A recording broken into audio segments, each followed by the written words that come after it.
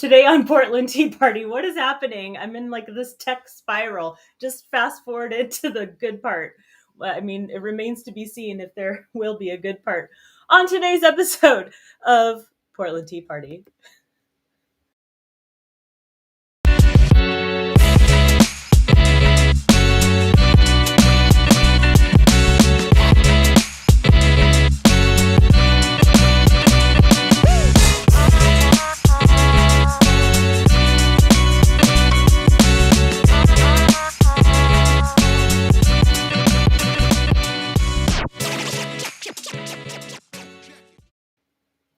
Welcome to Portland Tea Party, your favorite show about Portland, the tea, and where the party's at. I'm your host, Ciara Pressler, doing this in my spare time for fun. Today, oh my goodness, y'all, we are in the season that this show was created for. Elections, not federal, local. Keeping it local, where our votes count the most. The whole city's turning over. In just a few weeks, we'll know who our new mayor is, who our new 12-person city council is, and I am going to get you there. We just have a few episodes left, but we're going to go through how to do ranked choice voting.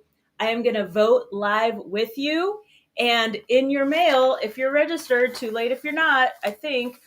No, actually, you have till Tuesday, I think. So get out there, register to vote. I got my voter's guide in the mail this week, and I was so excited. It's always the best thing to get, my voter's guide. Hopefully this is in your mail too. And then the next day, I got another one, and I was like, they sent me 2 voter's guides. Awesome. No, there are 2. Oregon, Multnomah County. It's an embarrassment of riches, y'all. So many candidates, so little time, but we're going to vote together. It's going to be fun. You're going to crack a drink. We're going to get through it. But let's get to today. What was I doing before this? Learning a little something about how to drive in Portland.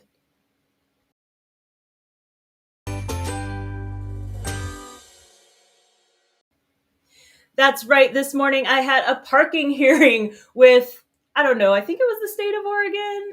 It may have been the state. I don't know. But here's what happened.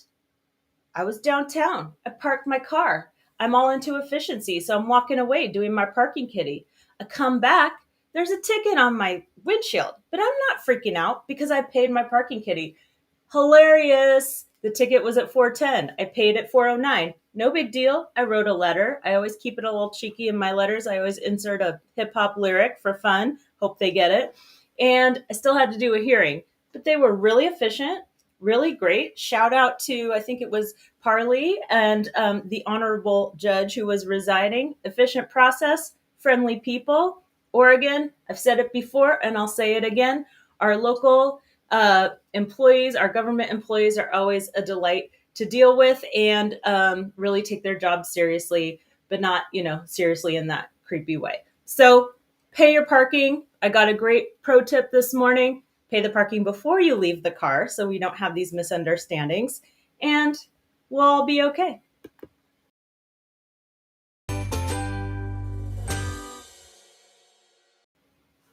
All right, let's get straight into why you're here today, our tea.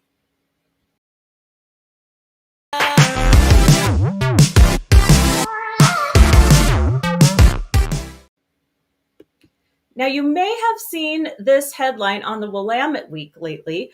This was just, I think, 2 weeks ago, a week and a half ago, barely. And you see here that, why are 3 county commissioners going to Sacramento? That's not even in Oregon. And we're raising questions about meeting rules. Commissioner Mirren decided against the invitation. Well, what is going on in Sacramento that everyone's talking about? I'm here to tell you, it is the PDX Best Practices trip. What is that sneaky title? Well, I'm here to tell you because I too was on the PDX Best Practices trip, and I'm going to tell you everything that happened inside. Now, the Willamette Week article was about is there going to be a quorum? Is it against meeting rules for the count? It was kind of a non-story, quite honestly. Mirren didn't seem upset. No one, it wasn't breaking any rules. It was kind of like a clicky title. No shade to journalists, because you know I love my journalists, but really everything was just fine. And the trip is not that opaque because there's a website that lists everything happening on the trip and the entire agenda and every single person who's attending the trip. So if you want to know about it, it's all right there. Or is it? So the premise of the PDX Best Practices trip is to get Portland leaders to other cities to learn how they do it, to discuss those topics, and to be able to talk with each other in depth over more time. If you watched episode 1 of Portland Tea Party, one of my 11 ways to improve Portland was get out of the bubble. There are few things I want more than for our leaders and our decision makers than to get out of the Portland bubble. Portland's problems are not unique. Our solutions do not have to be unique either. Of course, we have to tweak things as they pertain to Portland specifically. We have our own laws. We have our own relationships with different levels of government, city, county, metro, state, federal. But y'all, we act like we're so special sometimes when other cities are ahead of us. And I do think Portland is falling behind in a lot of things because we just kind of like rest on our laurels and smoke a joint on the grassy knoll while other cities are continuing to innovate and get better. And so we need to light a fire under our collective Portland ass to keep improving, keep leveling up, and solve our problems proactively.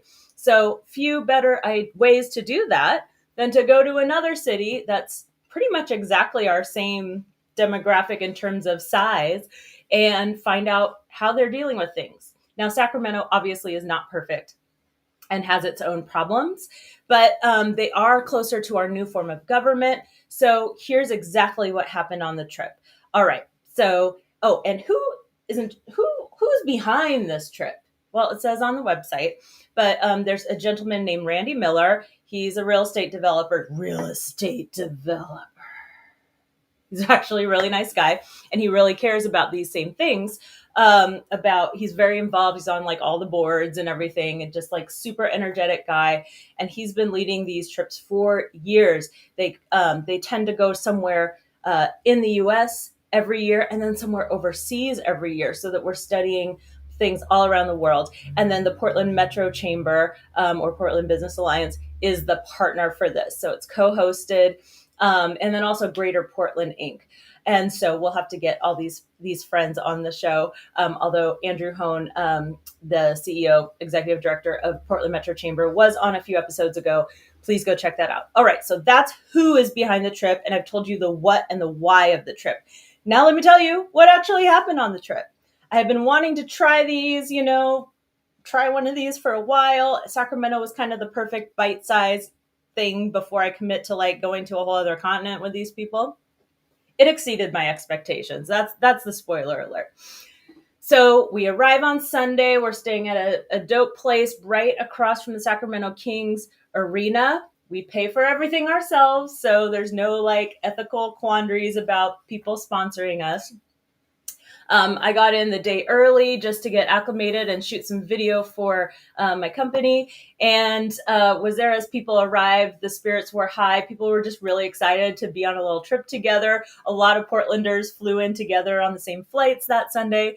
And of course, we're shouting out our new airport. It was my first time in the new PDX terminal with the wooden roof and all that great new art and great local brands. So we were really feeling a lot of Portland pride as we got into Sacramento. Now, there was no programming until 7 p.m.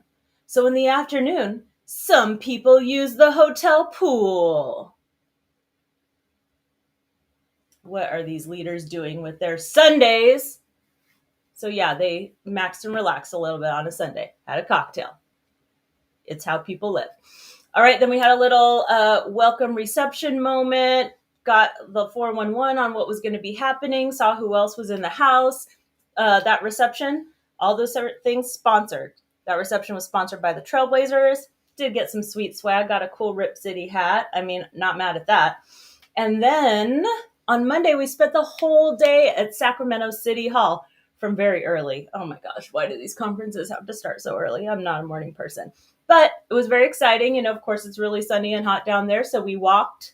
We're not taking limos. We walked from our hotel to City Hall. And we got to meet with one of their city councilors. We got to meet with their assistant city manager, which was really exciting for people. And those interviews with those Sacramento leaders were from our leaders. So that was super cool. We had people in our group, including the project manager of the Portland City Transition. We had some of the Multnomah County commissioners. We had other people. We had a couple people from Prosper Portland. We had a couple people from Commissioner Rubio's office. And so it was cool to see all different types of local leaders within government. There's also nonprofit leaders, education, a lot of people who are in like sort of economic development, government relations, community. But there were like 100 of us. And so we got to sit in City Hall and like back to back met with these different people. The DA in the county there in Sacramento, really, really cool guy with an amazing story all about it. And people were like hanging on every word. People wanted to learn, wanted to engage. After that, we went on a walking tour of Sacramento, broke up into 3 groups, learned how they were laying out their city, and got to ask questions about, how's it going with leasing spaces in the downtown? How are you getting people back to downtown? Are you going to convert office space into housing? Finding out if they can do it, how they can do it, and what their challenges are. Of course, Sacramento, being in California, has some very unique challenges because even though it's the same size as Portland, they're competing with San Diego, LA, San Francisco, all the budget from the state that needs to flow to those major metropolises, not to mention like tourism, right? Like if people want to come do a trip to Oregon, they're usually going to fly into PDX. They're usually going to hit Portland. And so Portland kind of has that number one spot in Oregon, whereas Sacramento's got to like fight for attention, even though it is the state capital. So, it's not like all their problems are solved just because they're in a relatively wealthy state, or even that, the governor's right there. So Monday night, it was a long day, y'all. We did break up into groups and we did have fancy dinners. But we paid for them. So, but we went to local restaurants with owners and chefs who are changing the food economy there, who are making sure small businesses are thriving. It was fascinating. So it was really cool to see how they're moving forward with like a farm to fork concept and where they are compared to Portland with that. It might be newer that they have these types of restaurants, but they're really doing some awesome work in ecosystem building in food and in service. So the next day, let's see, where were we there? I think that was our next day. We did a homelessness panel. So that was really interesting to talk to people who were working on solving homelessness in Sacramento and the surrounding areas. Now I can't remember good thing I have the agenda right here on my screen. Yes, housing and homelessness. Oh, and then was the fun one because we went to the Sacramento Kings Arena, the Golden One Center, and we got to hear about sports and economic impact. So it wasn't just fun, right? Because we had Jim from Sport Oregon, a past guest on this show, interviewing the powers that be behind the development of not just the arena, but the whole area is like a real community gathering space. Like restaurants, go eat before the show, before the game, stay afterwards, have a drink. So that area is really cool, has a lot of great energy. We could really use something like that around the Moda Center, or if we have a future baseball stadium, but looking at ways to activate and also draw tourism and economic impact to Portland through sports. So that was awesome. We also got to talk with the head of their tourism office, the head of their business attraction office at lunchtime. And then we went to UC Davis. We got a little class in some of the agriculture going on there. We met with somebody who was educated in Oregon, who's now an expert in olives. And so we got to learn about food economy there and have that tour. Had the evening off, but us political nerds were on that bus on our phones trying to live stream the vice presidential debate, holding the phone up, trying to get that service. And then there was nowhere to watch it. None of the bars around the hotel would turn it on for us. So the only TV we could find in a common space was in the gym. So you've got these Portland political wonks in the gym at the hotel trying to watch the vice presidential debate. Apologies to the guy who was trying to do burpees. You look great. Keep up that hard work. All right. And on the last day, we got to hear from people who are building the future economy, innovation, and entrepreneurship. So that was my favorite part, saving the best for last, hearing about how the city and how nonprofits and the university are supporting developing entrepreneurs from different demographics and building the economy of the future. Of course, you've seen a lot of people move from bigger cities to their smaller city during COVID, and for the advantages of being in a smaller city as a business. Portland has a lot to learn about that. Like, how do we attract growing businesses that are going to employ Portlanders, that are going to pay taxes into Portland? This stuff is really important. It's really important. All right. And then we had a little bike tour. Randy is big on that bicycle life. And we did, in that almost 100-degree weather, a bike tour of Sacramento. We got to see the Capitol and all of that great stuff. And then, of course, heading back to the airport with our gang. The best part of this trip is relationships, like being able to have a kind of, bump into somebody conversation with someone I might not otherwise meet. It can be so annoying and awkward and fatiguing, quite frankly, to have a coffee with one person at a time, or to, see somebody in a networking event or set up a Zoom, and to be able to just have casual conversation and discuss in depth some of the things we're learning about with other leaders from all different industries and corners of Portland is really an extraordinary and special experience. So if you've been thinking about going on a PDX Best Practices trip, I would definitely recommend it. And I'm really looking forward to building the relationships with the people who are there. Best of all, coming back to Portland, there was just this spirit of optimism and people who are like, we can do better, we can be better, we can work together. It may not be easy, but Portland is so special. We absolutely can do it. So it's such an honor to be part of that group. And if you want to see, again, what the agenda was, who we talked to, and who was on the trip, you can just go to pdxbestpractices.com. Not that shady, very transparent. Okay, it's time for Where the Party's At.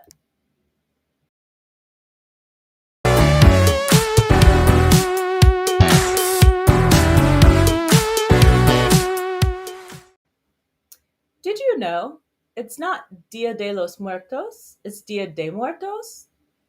No, I was told this in Mexico, but a lot of people still say Dia de los Muertos, so don't totally mark me on that. But the very exciting news is that there is a statewide celebration of Dia de Muertos, Day of the Dead. It's Day of the Dead season. And so if you want to learn more about that and see some of the beautiful art and history of Dia de Muertos, the Mexican holiday, please go in and check out the website. It's in the show notes. There's lots of cool events happening around Portland, but also in other parts of the state to celebrate that. And there's a Hood River Harvest Fest. We've got the link there for you. Hood River is one of my very favorite day trips from Portland. I did it just last weekend. See a waterfall, grab some great food, try a microbrew, awesome vintage shopping. What more could you want from a day trip? Hood River Harvest Fest going on this weekend. And it's also pumpkin patch season. So if you need a little wholesome fun, need some apple cider donuts or some pumpkins to decorate your porch, definitely check out one of the area pumpkin patches. I've got Travel Portland's list in the show notes as well. And if you want a little more of a sultry, dangerous Halloween holiday, Portland, you are delivering with the events for Halloween this year. There's so many horror movie screenings, parties, themed events, and it's just the perfect showcase of, Portland's creativity, weirdness, as some may say. But if you want to celebrate Halloween, if you want to try something different, if you want to get a little spooky, there are so many opportunities to do it. All right, y'all, put this on your calendar, 9 a.m. Fridays, because the next few episodes are the most important ones of the whole year. And I'm going to make you a special episode just on voting and how to do ranked choice. So I got your back. We're going to get through it, just a few more weeks. And you know what? Shout out to all the candidates out there. I know it's been a lot of work on top of your main job to be running for office, but thank you so much for being willing to be in service and to be out there and hustling. You just have a few weeks left, and all of your hard work will pay off, whether you're elected or not, honestly. But we're all rooting for you. Maybe not all 100 of you, because we can't have 100 people on city council, but we're rooting for 12 of you to be on the right 12 to be on city. We'll be back with a voting episode soon. Have a great weekend, Portland.